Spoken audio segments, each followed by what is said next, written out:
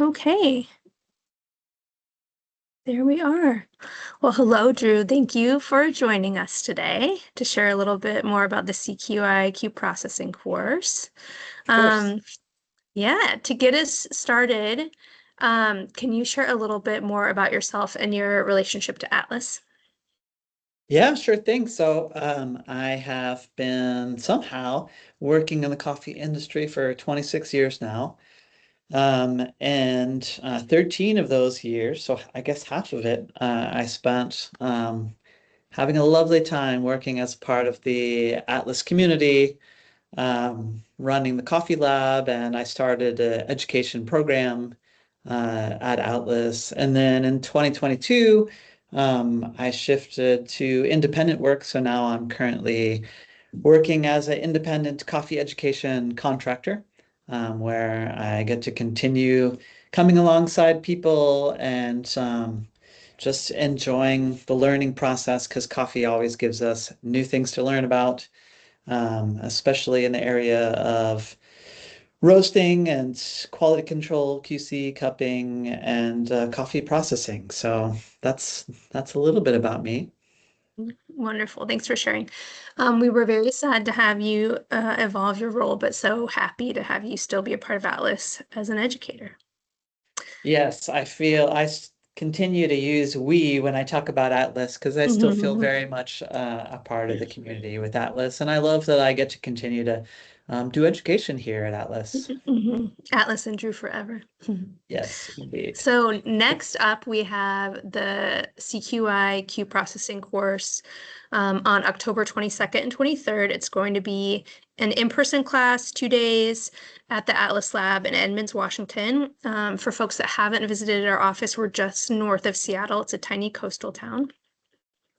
And even though, yeah, this is kind of a newer course to this location, we've only been here for a couple years. You're no stranger to it. So could you share a little bit more to students and prospective students about what the course entails? Yeah, of course. I find this a really fun course. This is a 2-day course, and it's a significant dive into post-harvest processing with a little background in sort of the agronomy and the plant. Because and it's very approachable. I found that there when I took it years ago, I saw a lot of new engaging material for me, even as a coffee professional with many years under my belt at that point. But also, it just sort of connected a lot of dots that I hadn't connected before, things that I knew but didn't see them in relationship to each other. And really, it's a course about processing, but it can be done anywhere in the world. It's not at a coffee farm. The idea is to learn about the plant, to learn about the coffee cherry, the anatomy, and then to get real concrete about what we're doing when we're processing coffee, what we're removing, what we're changing, what we're transforming. So when we have all these terms about different processing methods, what's behind the terms and what are we really doing underneath that? And the great thing about that is that we're connecting the techniques with the flavor in this course. And so the course is a learning course, but it's filled with tastings. It's about tasting, and we get the opportunity to taste coffee grown in the same place, harvested at the same time, and just processed in different ways so that we can really zone in on when we do different things in processing, this is the end result. This is how it impacts the flavor. It shifts it, this way or that way because of the post-harvest processing choices that we made. And I think it's a beautiful, like learning and experiential thing where we can really begin to see that relationship of technique choices with flavor outcomes. Yeah, absolutely. Yeah, I took this class. I was your student. And I thought it was so fascinating and so fun. I think sometimes we talk about the producing country as being like the big factor that kind of determines flavor in the terroir for coffee, but we don't we kind of we don't underscore sufficiently how much processing impacts the end flavor on a cup. And I think this class really illustrates that.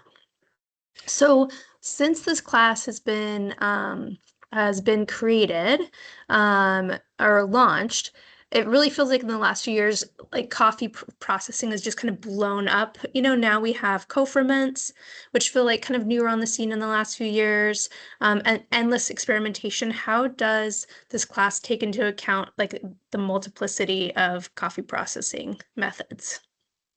Yeah, I mean, the thing that I think is really important about this, it really focuses more on what you might call the fundamentals. We Hmm. will address some of that sort of fancy stuff, if you Hmm. will. Um, but the way that it focuses on the fundamentals is that it gets beyond the hype, because there is a lot of hype out Hmm. there. There's a lot of Hmm. language that's used in different ways by different people. And so this lays out a framework so that we can understand what's being done in any given process. So if someone comes to us and says, this is a anaerobic natural, well, what does that mean? And what did you actually do to achieve Hmm. that result that you're naming it that, right? It gives people the tools and the language to ask the right questions if they don't understand um, what a coffee actually is that's being marketed to them. Uh, and so even when we get into those more sort of kind of fancy or innovative processes, now we understand if it's sort of a hybrid process or if it doesn't quite fit into these five categories, we still have a structure to say, oh, it's here on the spectrum. Now I Yeah. understand what's being Yeah. done. Yeah. Well, great. Uh, yeah, I remember really enjoying that piece that it kind of standardized processing from producing country to producing country and gave a really nice like framework and foundation. Yes. So on that note, who would benefit from taking this class? If someone's like wondering if the class is for them or if it would be truly impactful on their professional development, who is it for? Yeah. I mean, the nice thing about this course is it was designed to be broad in the audience that it's for. But anyone who's going to be interacting with coffee that's processed in different ways and wants to be more informed about how they talk about it and how they Mhm. understand it themselves. So that could be baristas who are working in cafes that are selling coffees that are processed in different ways that want language to talk to their customers in a way that their customers will understand, right? It could be people working in quality control labs and purchasing coffee who want a better understanding of, hey, you know, this coffee was processed by a demucilage machine. What does that actually mean, and what should I expect from its flavor, right? Mhm. And it could be people who are working and growing and processing coffee who want a more global understanding uh, of theory behind that. But yeah, I think roasters, I think people who work in quality control labs, I think baristas and people who are preparing coffee, anyone who's going to talk about coffee processing and wants to be more informed about how they do it. Perfect. That's a lot of us. So, this is a course that was developed by CQI, and that organization does a lot of great work. And they've had some transition in the last couple of years. For people who aren't familiar with CQI, can you share a little bit about their mission and what they seek to accomplish? Sure. So CQI has been a nonprofit in the coffee sector for, I believe, 26 years. I think it's like since 2000. So they have a long history and a proven track record of working globally around the world to achieve their mission, which is to improve the quality of coffee and the lives of the people who produce it. So I've always been attracted to that mission, and I've seen over the history of my engagement with them how that their work has always been true to that mission. That's been their North Star. That it's not just about being geeky about coffee, but being very connected to the fact that this is a human industry with a Yeah, lot of people whose livelihoods are impacted by it, yeah. and we want to do this in a conscientious and sustainable manner that improves the lives of people Mhm. who produce coffee and who are connected to coffee. Um, there has been, for those who haven't followed it, a big shift in CQI and in the coffee industry in 2025, basically. And um, what that's meant is that CQI has now shifted their focus a lot more to producing countries and working globally with farmers and producers primarily around the world more than in the consuming world. So their education now going forward is less about cupping and quality control and more about coffee processing, which is what we're looking forward to in this course in October. Um, and as they've made that shift, they've also renewed or started new initiatives that are more in that producer-centric focus. They started a global a global fund for coffee producers to give grants to people who are doing innovative work in coffee processing to help bring more high quality coffee to market. They've also revived Coffee Corps. Some people may know that there used to be Oh kind of like the yeah. Peace Corps. You could travel and lend your skills on a volunteer basis to help improve coffee quality. And now that's been revived. And they've taken a look at all their processing curriculum and done sort of a refresh recently. So that includes both kind of visuals in the sort of actual PowerPoint presentations and all that stuff, but also in the content, just making sure that they are always keeping things current Oh, over there. great. So, Okay, so students that take this class are going to get like the newest kind of revamped version of the course. yes, exactly. Lucky them. Perfect. And then one final question. I know, so we've been referring to it just as Q processing, but really this is the first in a series of classes, right? This is like level one generalist, really meant for people in consuming countries. Can you just give a quick overview of the progression of this series for people that are interested? Sure. So in the post-harvest processing sort of series, there are actually three levels. This is the generalist, so it's kind of the place to start. And like I mentioned, it's focused more on the theory and on the flavor impacts. And it's a 2-day course.